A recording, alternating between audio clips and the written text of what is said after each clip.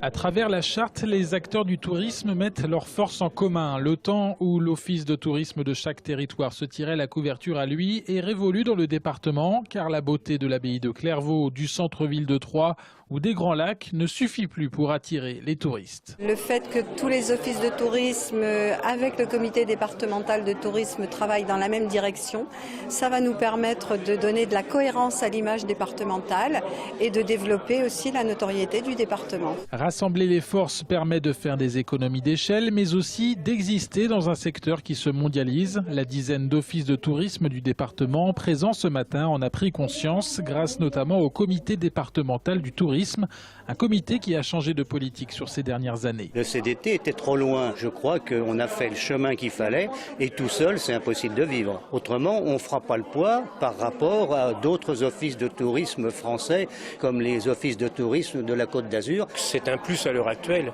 puisque le CDT peut, lui, avoir des moyens beaucoup plus faciles qu'un office de tourisme qui, lui, est, on peut dire, un peu confiné dans sa structure. Sur le terrain, la signature de la charte va se matérialiser par la mise en place de grands projets, à commencer par la mutualisation des données, une base de données commune entre les offices de tourisme et les comités départementaux et régionaux du tourisme pour ne pas se court-circuiter. Nous avons chacun nos propres données et nous interrogeons le prestataire 3 fois.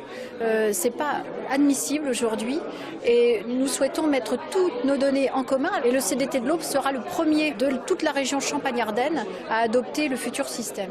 L'autre grand chantier de 2013, c'est l'accueil numérique. Des bornes Wi-Fi à l'accès gratuit vont être installées dans chaque office de tourisme. L'idée est d'attirer les visiteurs pour ensuite les faire rester dans chaque partie du département.